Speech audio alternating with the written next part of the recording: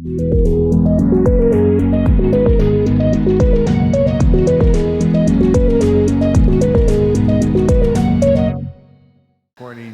now. Hello, my name is Gareth. You're watching the Hub Online Network, and we're talking with Dan Collett from the Ashcroft Slough Society. So let's talk to him right away here. Dan, what is the Ashcroft Slough Society? Well, the Ashcroft Slough Society is a group of user groups that have been using the slough for recreational purposes, and we are more knitted together now as an actual society. So it used to be a loose group of individuals interested in getting access to or regaining access to the slough, and now we're an actual society, and we're moving forward. What does it take? I have nobody in the studio to help me out today, so I'm trying to do the tech stuff as well. Yeah. So anyway, what does it take? Because this happened pretty quick. So what does it take to become a society? Well, you have to fill out the forms and get the name approved and have an executive and list those people and so on and what your intentions are, and have a mission statement and have a constitution, those kinds of things. So we had to nail all that down and send it in, and we got approved as ashcroftsloughsociety.com. And then, yeah, and the reason that we felt that we had to do it is that we realized that we weren't going to be taken seriously as a bunch of individuals together unless we were a formal group. So in the society, do you have a specific title that you hold? Yes, I'm member at large. So yeah, you're not like the treasurer, you're not the president, no. You're not vice president, you're not on those seven titled. Well, member at large is an important voting member, but I don't have a specific title except that I've been asked to represent our society in talks such as this, and be the spokesperson. All right, so let's walk me through, because I know some things about this particular situation, mm-hmm. but let's pretend that I don't. Yeah. Talk me through what happened to get us here to where the Ashcroft Slough Society had to be formed. Okay, well, construction started out at Ashcroft Terminal in about 2008, and during those early years, access was still available to the public off of Evans Road in 3 locations, and it was a walk of about 5 minutes to get down to the slough. And at the time, the public was told that access was being considered of how they were going to maintain public access for down there. Because Ashcroft Terminal knows how important it is to the public here, to Ashcroft people. But then, of course, construction moves ahead, it becomes more dangerous, and naturally, with the twinning of all the lines for CN and so on, those crossings are no longer viable, and we understand that. In fact, Ashcroft Slough Society is very much a proponent of Ashcroft Terminal and the expansion that they're doing. We, just like them, want our children to have places to work and have prosperity here. So when the access points were taken away and that part of Evans Road was no longer accessible, and they put in a gate, we have a young lady from town put out on Facebook. She put out a petition, And that petition very quickly became, had signatures of around 800 people that really wanted to see access to the slough, knowing that those 3 points were taken away. So we started getting together as groups of people, and when the Ashcroft Terminal decided to put together a community working group, some of us applied for that and were accepted as part of the group, thinking that what they wanted for us as a community was an alternative way of getting into the slough. That's what we really thought they were getting at. But what they really wanted was an alternative to going to the slough. And we didn't understand that. And it's not what the people of Ashcroft want. People that have been talking to us have made that very clear. They want access to the slough. Again, access has been around for settlers since before the railways, off of Evans Road. And our point is that Evans Road was, and is, to our mind, a public road through private land. And that is because the precedence is there for accessing all the homesteads and ranches upriver of the Ashcroft Terminal site. And since before the railways, people have been using it as a wagon road to access all those places, including, with permission, going down to the slough. It was never a problem. In fact, one of the ranches put up a sign that said, "Please close the gate." But that's really about all the negative pushback from anyone that there has been. So there's precedence there. But naturally, those access points are not going to happen, and we're okay with that. The compromise that Ashcroft Slough Society sees us making with Ashcroft Terminal is to have an access outside of their gates and to have Ashcroft Terminal work with CN to put some kind of legal pedestrian, safe pedestrian crossing.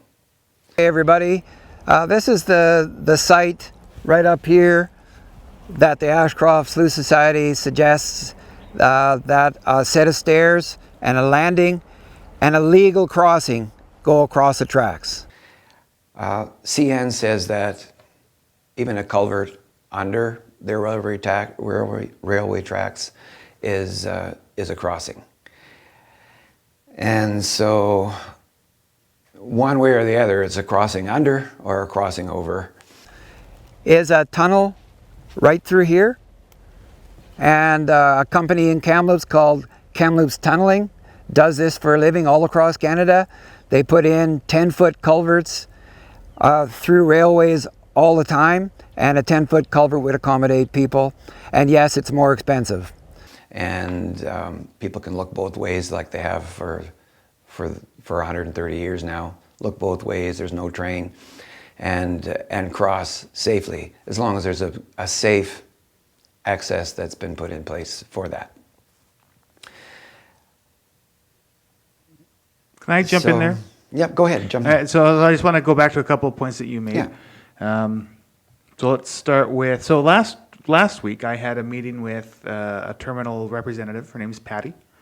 Patty Unfortunately, my understanding is you haven't seen that interview. No, unfortunately, I haven't seen it. But I'm going to bring up a couple of points that she brought up.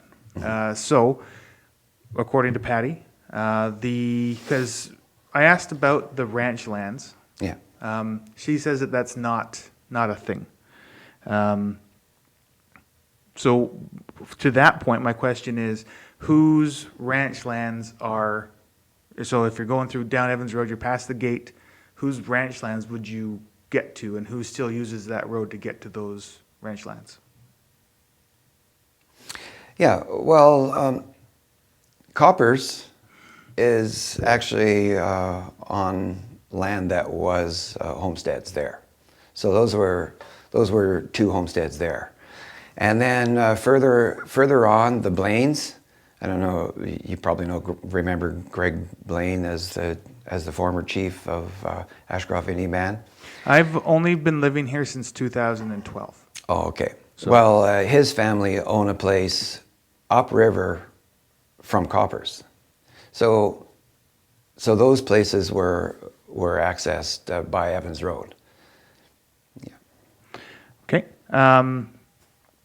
Next is, again, in the interview that I had with Patty, she had a note from CN stating unequivocally that they will not do any kind of overpass or culvert, and that an access point that you and I had actually taken under the bridge is off limits, fines will be handed out, et cetera. So have you heard different from CN, or is that a legitimate thing that you guys are taking into consideration? Well, it's hardly surprising that CN would have that stance and try to be really strong about it so that maybe we back off. But the reality with CN is that they have a program in place where they're actually paying small communities like Ashcroft to decommission crossings. They're not interested in making new access. They've never had to. They've never been forced by the federal government to provide access. They were given the land in the first place, and they feel like they have all the power. So no wonder they have that kind of a stance with us. And as far as access under the bridges, above low water, the land that becomes dry underneath bridges, and them saying that it's also illegal to walk there. Well, I'm not sure. I mean, it's what they're saying, and it may very well be illegal, maybe. We will look into that. But if it is illegal to cross underneath railway bridges, surely that is a bad law. So some laws are made to be changed, and over time, as circumstances in society changes, these laws also have to change. I would submit that that's one of those laws, if it's a law, that would have to change, because what are people going to do to disturb CN? They're not going to undermine their footings any more than the river running by does any of that. If they're, I don't know, are they worried about things falling off the train? I have no idea. But it sounds like a liability thing. That's the same with these crossings that are being decommissioned. CN, their stance is that it makes it safer for people to take to decommission these crossings. But actually, people are still going to use the crossing. So how is that going to make it safer? So I submit that what they're really talking about is liability, and so yeah, I don't trust that narrative. Okay. Yeah, they haven't proven anything to me yet, or us as a society, that they're really about the safety of people. It seems more like they want to take the liability away from themselves. Yeah. Is there any precedent for something like this anywhere else? A community that wants access to something, railway tracks, building an overpass. Has this happened in Canada anywhere, to your knowledge? Yeah, there are overpasses and underpasses all over the place. Kamloops, Quesnel has one. There are culverts under railway beds to get to little provincial parks.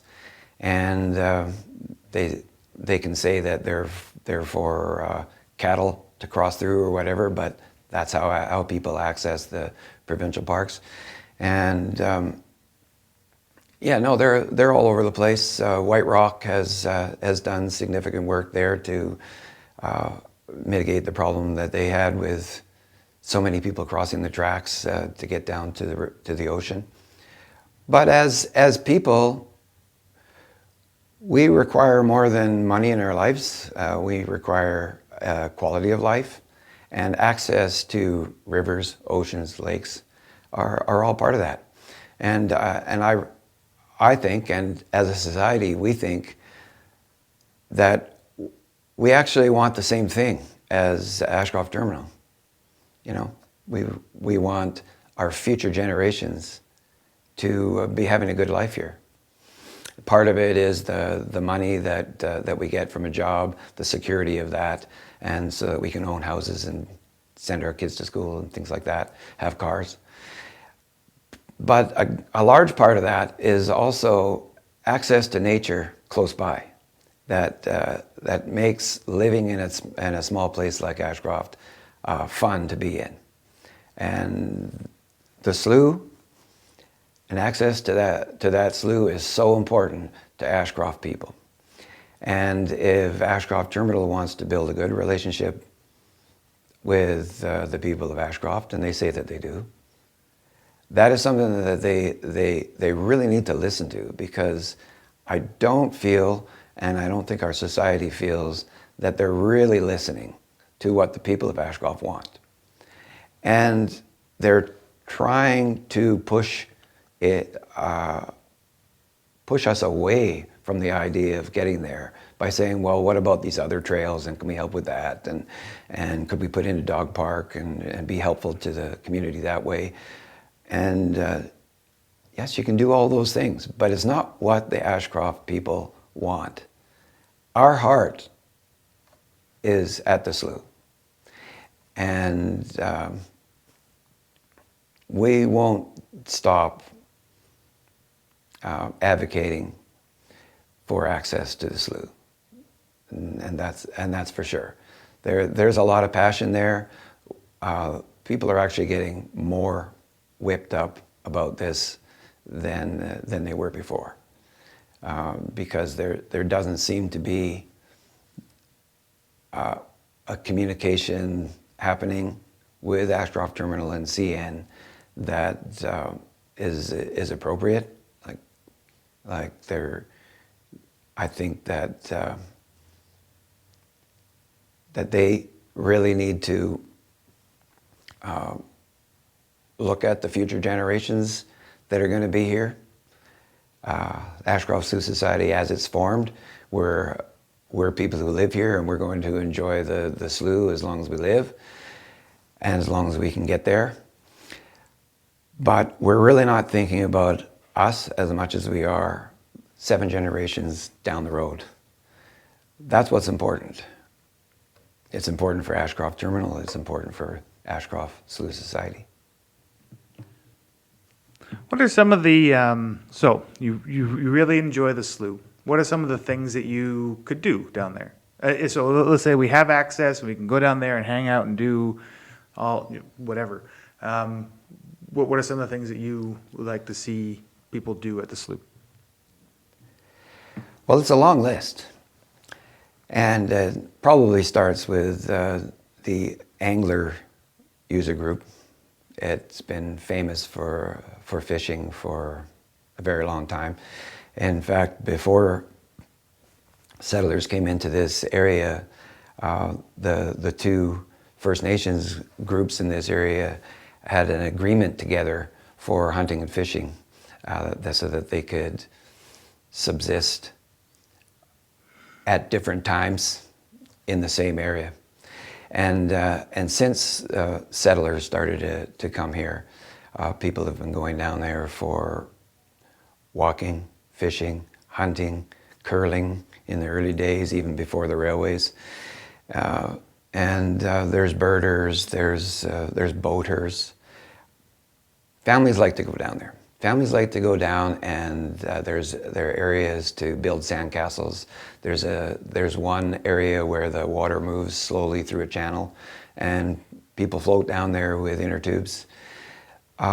People have gone down there for bonfires and partying, that kind of thing at night. That's more in the 70s, I would say. Maybe the 80s. I haven't heard too much about it in more recent years, but or seen evidence of fires and so on down there. But the list is very long, and if people want to look at the user groups more carefully, they can go to ashcroftsloughsociety.com, our website, and check out some of the things on there. You're saying that you will not stop advocating for the Ashcroft Slough. Yeah. Are you currently looking at doing any litigation? Are you prepared to take the terminal to court if this to get access to the slough? Well, I suppose it's always an option, but as a society, we're hoping that a relationship can be built with Ashcroft Terminal without having to do that. We've even been approached by a lawyer and haven't met with them yet, but it appears like some pro bono work is in the offering, but we haven't gone there yet. I think we have a very good case that way if we want to go there, but yeah, let's not get too hasty with that. These kind of things take a lot of money and a lot of time. It doesn't really help build relationships. Either side kind of can suffer from that, and so we're not interested in making Ashcroft Terminal suffer. We don't want to suffer years in court and all that.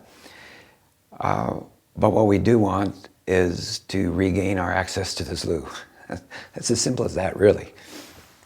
And as difficult as that, because I understand Ashcroft Terminal's point that it's not easy. You've got Village of Ashcroft land on the one side, then CN land, then it's Ashcroft Terminal land, and how do you get all the parties together and make an agreement for putting a tunnel through, for example, like a 10-foot culvert, or even putting a set of stairs up to a landing and a legal crossing. Yes, it's difficult, but we see the amazing things that Ashcroft Terminal has done out there, and we realize and we recognize that they have become experts at dealing with very difficult situations. They've done archaeological digs. They've twinned tracks. They've negotiated with CN and CP, two of the most difficult corporations to deal with in negotiations, from what I understand. So they've done a lot, and we're really proud of them for everything that they've done. So because of that, they should be able to help negotiate with CN for some kind of crossing. Even though CN doesn't want it, I understand their point too. They just don't want to get involved with anything that looks like a liability issue for them. Let's talk about the working group. Yeah. How many people that are part of the Ashcroft Slough Society were in on the working group? Well, I haven't talked to Pat yet, who is one of the three members from the village. Sorry? Maybe a better way to put this, because maybe my understanding is wrong. Yeah. Let's. What groups of people made the working group up? Okay. Well, they had a list of different community people from the area that were on the list, and three of us were community representatives. Then the rest were people like three from Ashcroft Terminal, and then the Bonaparte Band, and both villages and the CN police and so on. But it turns out that only the three of us from the community that were invited in have no associations with Ashcroft Terminal. And we didn't know that at first, but you know, the Bonaparte lady, she actually works in the office, and our counselor used to work there, and so on and so on. So you look at it, there's associations, and then the three of us, no associations. So it starts to look like a stacked deck then when there's 14 people on the team, and three of us have no associations with Ashcroft Terminal. So we did our best with representing the people of Ashcroft in that community working group, the three of us. I think we did a pretty good job there representing. But it was fairly quickly, we could see the writing on the wall, and that this was being inexorably moved in a direction towards something other than access to the slough. So that's why and when we decided to become a society. You touched on this a little bit, but just for the sake of it, what was the potential outcome of the working group? What were the things that were suggested that the terminal was going to take into consideration? Well, we went through a whole process, starting with ideas of what could be done for the community, and there was talk of a dog park, and then it was the point was brought up that big dogs need water. Well, excuse me, especially in the summer when it gets hot here in Ashcroft, access to the water. And so it was suggested that maybe a paddle pool could be put in for the dogs, and then what about alternative access places? And we talked about where else there is access near Ashcroft for people to get down to the river. And one of the places that was looked at was Bonaparte River, where it comes out. There's a beach that shows up in the summer there, but access illegal because you have to walk across the tracks once again. Going underneath the train bridge, we have now been told that it's illegal there too. So we actually had to stop talking about that one. And so where else do you have access? Well, the boat ramp. Well, there's no room for a lot of people at the boat ramp. You can take a boat down there, and it's nice to be able to walk down something that you're not tumbling down on the rocks to get to the river. But okay, so the other things that we talked about were trail enhancements, and they could get involved with helping the village and enhance trails or develop a plan or things like that. And the village is not interested in developing a plan right now, so that kind of falls flat. And what about developing the area near the boat ramp where there could be a turnaround for people in their vehicles, maybe some picnic tables, that kind of thing. And there's not a lot of interest in that one from the Ashcroft Terminal because they see it as a way of increasing traffic on Evans Road, not decreasing it. And our point was, well, wouldn't you rather see people in cars going down there and parking in a parking lot than a whole bunch of people walking on the road, because they've made a point that it's dangerous going down there. And well, our point to them is it's become more dangerous because there's more traffic on there, and it's your traffic. You know, it's Ashcroft Terminal traffic. People have been using Evans Road to walk on since the beginning of Evans Road. It's a public road. So what we need to do with Ashcroft Terminal and CN is communicate and have them communicate with us and and try to develop a win-win situation and really have them listen to us, because it's not really happening well to our mind at this point. So based off of the interview that I did with Patty, and kind Yeah. of based off of what I'm hearing from you, Yeah. is you guys are saying we want access. Mm-hmm. They're saying ain't gonna happen. Yeah.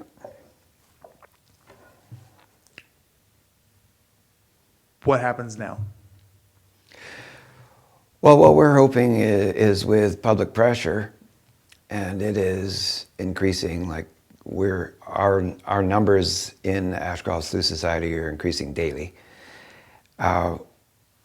Each of those $5 memberships is going in the bank, and then there's donations that are coming in.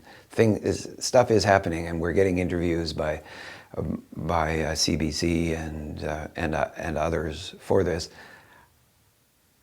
We're picking up the public perception of this, and we hope that they change their tune to can't be done to let's find a way that it can be done. It can be done. I mean, it is viable. The options that we talked about with the tunnel and with the safe access up and over, they are possible. Even the engineer out there at Ashcroft Terminal said, yeah, it's viable. You know, they talked to the tunneling company in Kamloops and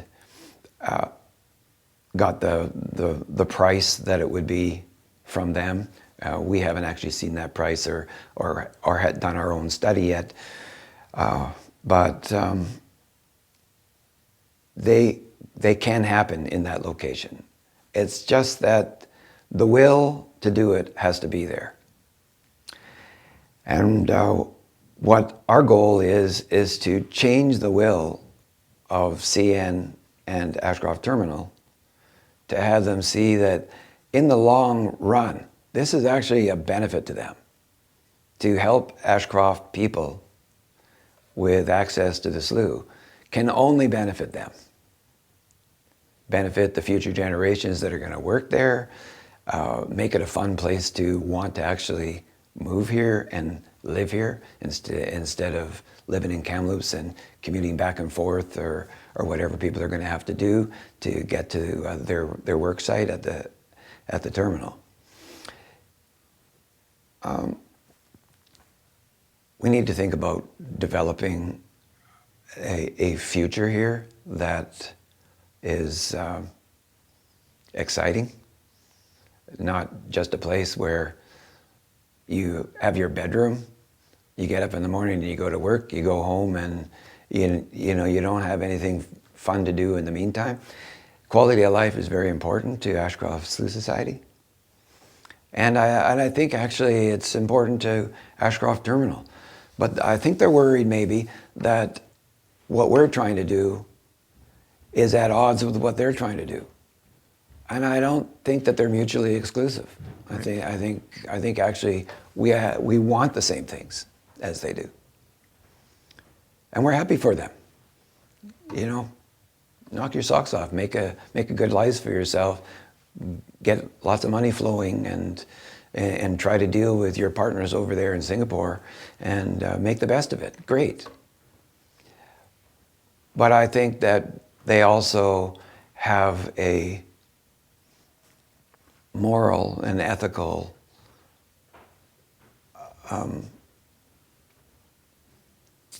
responsibility to the people that live in the area around them. Corporations come in all the time to different areas and they do their environmental assessment studies, and part of that is what happens to the communities and the people around you when you're putting in these kind of facilities. Right. In their environmental assessment package, it says very clearly that there is no negative outcome from putting in the Ashcroft Terminal where it is. But actually, several things have happened. There are really bright lights that people across the river have been complaining to them about for quite a while. That's an impact.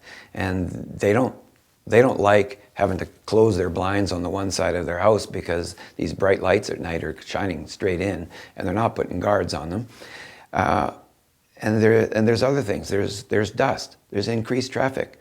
There's no access to the slough now. Yes, they are impacting the local people, and they're saying that they're not. By their study, they're saying they're not. I mean, they got their approvals through studies such as that environmental study. And then when the study says that, well, there's no impact, well, it's just not true. I mean, you just look around, look at the impact, talk to people, try to do something about it. I mean, that goes a long way to creating goodwill in the community. The Ashcroft Terminal says that they're being good corporate citizens. Well, I think they want to be. I don't think they're there yet. In fact, they started their expansion around 2008. It's 2020. They're only just now seeing that there might be an importance to doing something with and for the community of Ashcroft. So why now? Like, why all of a sudden? So was it the petition that was put on Facebook and showed that 800 people want access to the slough out of 1,600 in a small town? Or what was it? So, I mean, it seems like all of a sudden to me. Right. Yeah.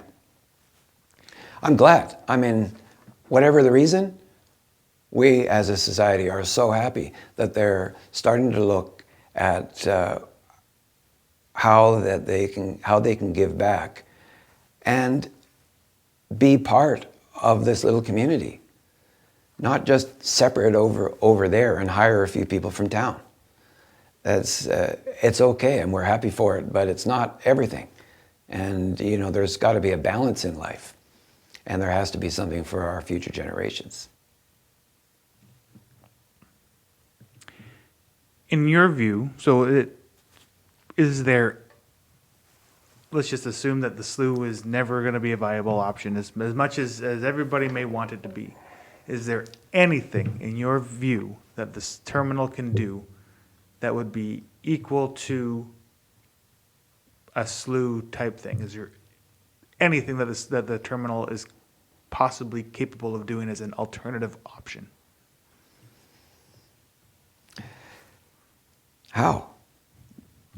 Yeah, I can't see it. None of us can see it. There's no place in Canada like the slough.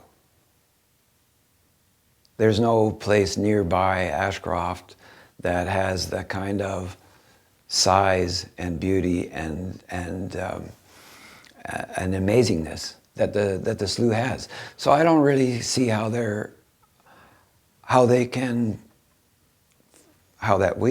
we with them can find something else that even comes close.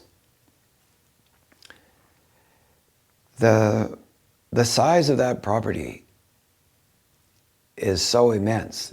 You could probably have 20 or 30 families there spread out and, you know, waving at each other from a long distance. It's just so big. And it's special. It's like a jewel. It is maybe a little known jewel in the interior here. We're kind of lucky for that. We wouldn't actually want it to become like a provincial park type place where it's inundated with people. However, there are a lot of people in the area that use it. And there are a lot of people outside the area that use it. I've been talking to anglers constantly about access to the slough because they've been here from Calgary and Pemberton and Vancouver and other places, and they're at odds. They're like in their flip-flops and talking on the phone and getting really anxious. Like, I don't have access to the slough. I've been coming here for 25 years. what's going on. So yeah, there's a lot of interest in the slough, and it's one of the most beautiful places around. Totally educational. Did you know that school board, the schools, used to approve field trips, educational field trips, with buses going down there from the schools to the slough, so that they could have biology classes and environmental classes and things like that down at the slough. I did not know that. Yeah, that happened for years and years, and there was access up and over the railway tracks and back and around and up and over on the other side. Casadillo was down there with their gravel.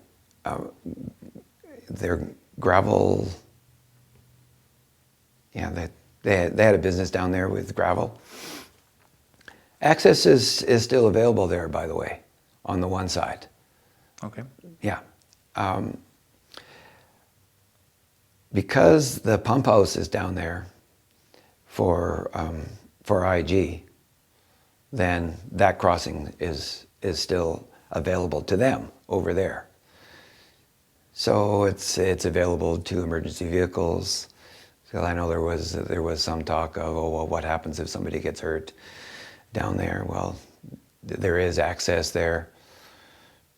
Plus, when you think of all of the land, the crown land that's around us, and people hunting and so on, where they're way away from emergency vehicle access, it really doesn't hold water much, that it would be a problem. Yeah, probably got off track there. That's okay. One of the things I saw one of your people write, that person might actually be in the room, I believe. This is in regards to the slough being a heritage site. Is that a viable possibility, and what would that mean if you guys were able to turn the slough into some kind of a heritage property? Well, I think it was more a heritage designation that was being looked for. That might be what it was. Yeah. Well, we should be looking at designating areas like the slough and other important areas around as heritage designation. But I don't know how to speak to that, because Gloria has done the research and knows more about it. But yeah, these areas are important. I don't know. I'm not that familiar with heritage designation yet. All right. So, is there anything else that you would like to say? Refer to that is there any questions that I should have asked that I haven't?